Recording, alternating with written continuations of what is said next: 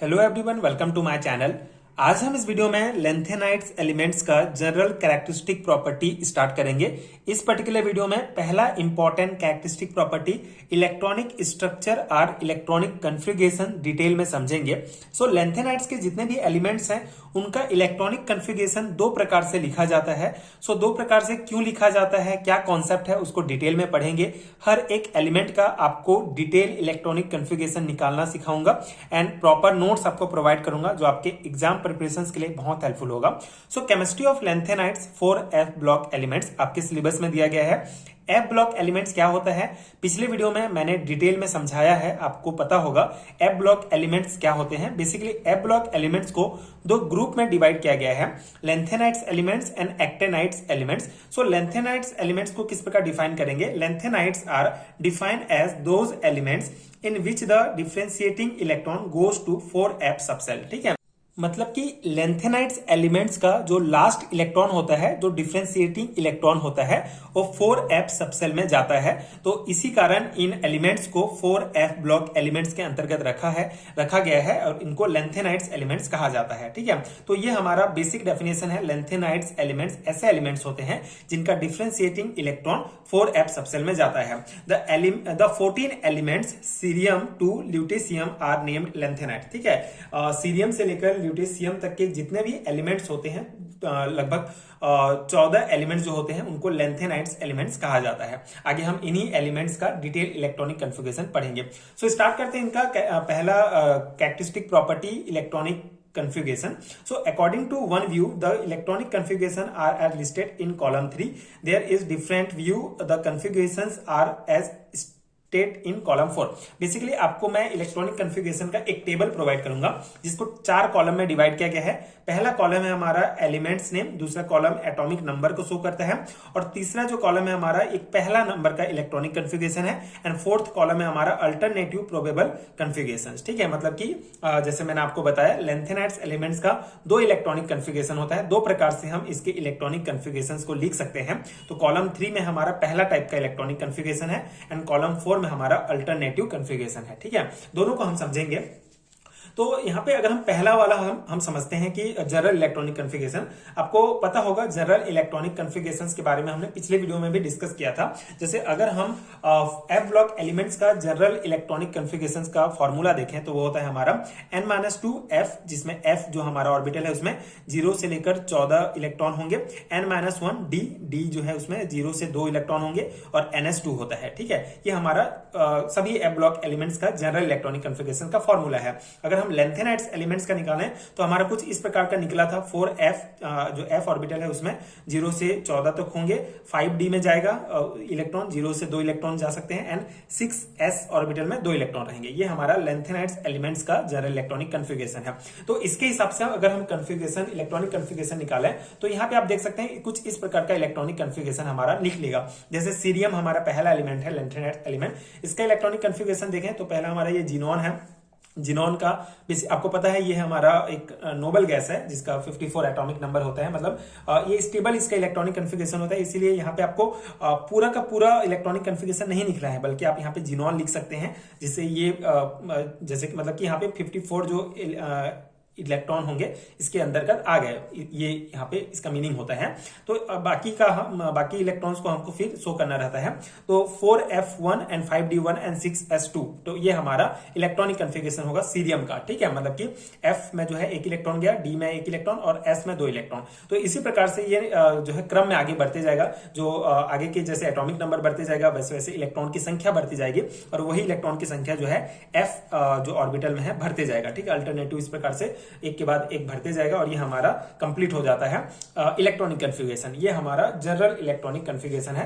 आप देख सकते हैं हर एक एलिमेंट्स का इलेक्ट्रॉनिक कॉन्फ़िगरेशन यहाँ पे आपको दिया गया है। ठीक है, सीरियम, रेजियोडीमियम का इलेक्ट्रॉनिक कॉन्फ़िगरेशन आप देख सकते हैं, नियोडीमियम का, प्रोमीथियम का, इस प्रकार सभी जो हमारे लेंथेनाइट्स एलिमेंट्स हैं उनका ये जनरल इलेक्ट्रॉनिक कॉन्फ़िगरेशन है। अब हमारा मेन होता है सेकेंड जो टाइप है वो है अल्टरनेटिव प्रोबेबल कॉन्फ़िगरेशंस। तो इसके बारे में कुछ पॉइंट हम डिस्कस करते हैं, उसके बाद इसको हम डिटेल में समझेंगे। ठीक है, मेन यही है क्योंकि आजकल जो है ये सेकंड व्यू है, इसको ज्यादा प्रीफर किया जाता है।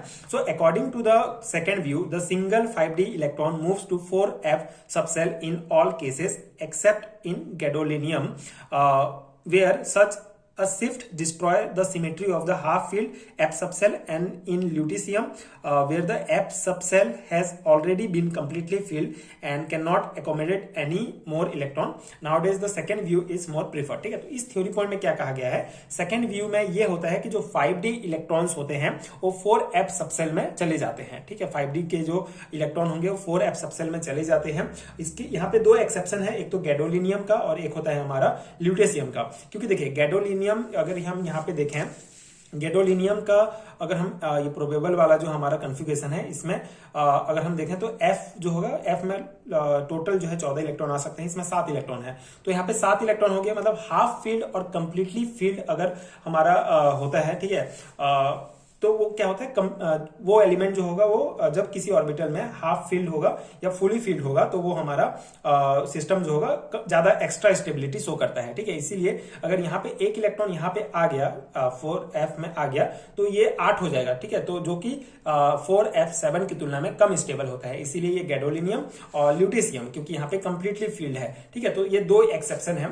बाकी जो है हमारा क्या होता है, बाकी केस में ये है कि जो हमारा d ऑर्बिटल में जो इलेक्ट्रॉन है वो 4f सबसेल में चला जाता है। ठीक है, 4f ऑर्बिटल में चला जाता है सभी एलिमेंट्स के केस में। ठीक है, तो ये हमारा अल्टरनेटिव प्रोबेबल कॉन्फ़िगरेशन होता है, मतलब कि d ऑर्बिटल का जो इलेक्ट्रॉन है वो 4f में चला जाएगा। अब इसके रीजन क्या क्या होते हैं ये आपको ध्यान से समझना होगा। ठीक है, मतलब बेसिक कॉन्सेप्ट ये है कि एक तो हमारा ये जनरल इलेक्ट्रॉनिक कॉन्फ़िगरेशन होता है, दूसरा सभी लेंथेनाइड्स एलिमेंट्स के लिए अल्टरनेटिव प्रोबेबल कॉन्फ़िगरेशन होता है जिसमें d ऑर्बिटल के इलेक्ट्रॉन 4f में चले जाते हैं। ठीक है, इसका रीजन क्या है, देखिए कई रीजन है। पहला रीजन ये है कि जो 4f 5d और 6s ऑर्बिटल होते हैं उनका एनर्जी डिफरेंस बहुत कम होता है। ठीक है, अतः इलेक्ट्रॉन जो है वो 4f से 5d या 5d से 4f में शिफ्ट करने के लिए एनर्जी ज्यादा नहीं लगता, एनर्जी के हिसाब से बहुत आसान होता है, इसीलिए d ऑर्बिटल से आसानी से जो है इलेक्ट्रॉन 4f में चला जाता है। ठीक है, पहला रीजन ये है कि इन तीनों ऑर्बिटल्स के बीच जो एनर्जी डिफरेंस होता है वो बहुत कम होता है। ठीक है, सेकंड रीजन होता है हमारा एक्सचेंज एनर्जी स्टेबलाइजेशन, मतलब कि जब ऑर्बिटल हाफ फील्ड या कंप्लीटली फील्ड होता है तो वो जो है ज्यादा स्टेबल होता है। इसी कारण जो है हमारा, जैसे एक केस यहाँ पे यूरोपियम आप देखेंगे, यहाँ पे जो है डी से, जैसे यूरोपियम में अगर हम देखें ये डी ऑर्बिटल से एक इलेक्ट्रॉन 4f में चला गया तो ये 4f7 बन गया, मतलब ये हाफ फील्ड हो गया जिससे ये ज्यादा स्टेबल हो गया। ठीक है, तो ये एक कारण हो सकता है, यूरोपियम में हो जाएगा एक केस, और इट्रीबियम में भी सेम होता है, डी ऑर्बिटल से एक इलेक्ट्रॉन f में चला गया तो ये हमारा कंप्लीटली फील्ड हो गया, मतलब ये ज्यादा स्टेबल हो गया। तो अपने मतलब ज्यादा स्टेबल होने के लिए भी ये एक इंपॉर्टेंट जो है इसका मतलब अल्टरनेटिव प्रोबेबल कॉन्फ़िगरेशंस का इंपॉर्टेंस है।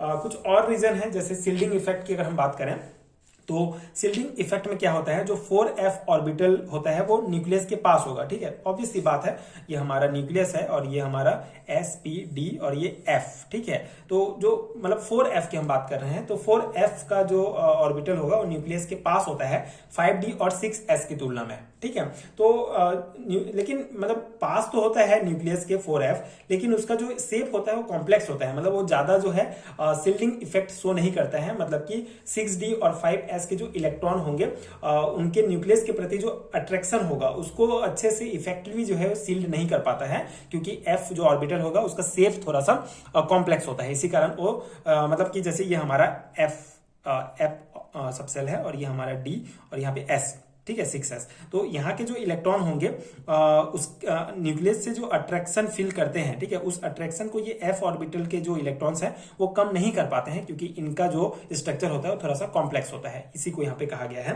तो मतलब आउटर ऑर्बिटल के इलेक्ट्रॉन न्यूक्लियस पुल को ज्यादा फील करते हैं, मतलब कोई शिल्डिंग नहीं है, इसी कारण ज्यादा अट्रैक्शन इसकी तरफ फील करेंगे, जिससे 4f 5d और 6s की एनर्जी बहुत पास हो जाती है, जिससे इजीली जो है डी से जो इलेक्ट्रॉन है वो एफ में चला जाता है। ठीक है, मतलब ये बेसिक से कॉन्सेप्ट है, आपको इसको लिखना नहीं है, लेकिन आप इसको कॉन्सेप्ट को समझ सकते हैं कि हम एक और इलेक्ट्रॉनिक कॉन्फ़िगरेशन क्यों लिखते हैं, मतलब इसी से तो काम चला सकते हैं ना, लेकिन ये कुछ रीजंस हैं। एक और इंपॉर्टेंट रीजन, जैसे स्पेक्ट्रोस्कोपिक एविडेंस हमको प्राप्त होता है, जैसे एक्सरे एब्जॉर्प्शन या एमिशन स्पेक्टर से हमको ये पता चलता है कि कुछ लेंथेनाइट के इलेक्ट्रॉन कभी 4f में देखे गए हैं, कभी 5d में देखे गए हैं। ठीक है, इसी वजह से अल्टरनेटिव कॉन्फ़िगरेशन जो है लिखा जाता है। तो ये कुछ इंपॉर्टेंट रीजन है जो आपको ध्यान रखना है, एंड बाकी आपको अल्टरनेटिव प्रोबेबल कॉन्फ़िगरेशन निकालना तो आ जाएगा। मतलब सिंपल सा है, आपको डी ऑर्बिटल के जो इलेक्ट्रॉन्स है उसको 4f में शिफ्ट कर देना है, जिससे हमारा ये बन जाएगा। दो एक्सेप्शन आप याद रखेंगे, गैडोलिनियम का और ल्यूटेशियम का, क्योंकि यहाँ पे अगर ये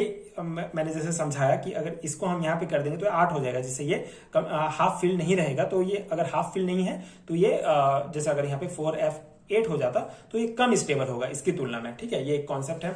और ल्यूटेशियम का वही है, ये फुल कंप्लीटली फील्ड है ऑलरेडी, मतलब यहाँ पे और कोई इलेक्ट्रॉन नहीं आ सकता। मतलब एफ में जो है टोटल 14 ही इलेक्ट्रॉन हो सकते हैं, 15 तो नहीं हो सकते, इसीलिए ये एक एक्सेप्शन में आ जाएगा, ठीक है। तो यही कॉन्सेप्ट है, इससे ज्यादा कुछ कॉन्सेप्ट नहीं है आपका इलेक्ट्रॉनिक स्ट्रक्चर या कॉन्फ़िगरेशन में। आप ये कुछ बेसिक पॉइंट, और मेन चीज है कि आपको इलेक्ट्रॉनिक कॉन्फ़िगरेशन निकालने आना चाहिए। अगर आप ये 1-2 बार प्रैक्टिस कर लेंगे, अच्छे से याद कर लेंगे, तो आपको इजी होगा, ठीक है। तो ये है हमारा इलेक्ट्रॉनिक कॉन्फ़िगरेशन लैंथेनाइड्स एलिमेंट्स का। आई होप कि आपको समझ में आ गया होगा। इसके अलावा थर्ड सेमेस्टर के आप स्टूडेंट हैं, बीएससी थर्ड सेमेस्टर के, तो बहुत सारे वीडियोस आपको चैनल में मिल जाएंगे। नीचे डिस्क्रिप्शन बॉक्स में आपको प्लेलिस्ट का भी लिंक मिल जाएगा, आप और वीडियोस देखने के लिए चेक कर सकते हैं। एंड अगर आपको हैंडरिटन नोट चाहिए आपके एग्जाम प्रिपरेशन के लिए, तो उसका पीडीएफ नोट्स का लिंक भी आपको नीचे डिस्क्रिप्शन बॉक्स में मिल जाएगा, आप चेक कर सकते हैं। एंड अगर ये वीडियो हेल्पफुल है तो आगे के वीडियोस देखने के लिए चैनल के साथ जुड़े रहिए। आगे और भी इंपॉर्टेंट टॉपिक्स, सभी बेसिक कॉन्सेप्ट मैं समझाने का प्रयास करूंगा, जो डेफिनेटली आपके एग्जाम प्रिपरेशन के लिए बहुत हेल्पफुल होगा। Thank you so much for watching.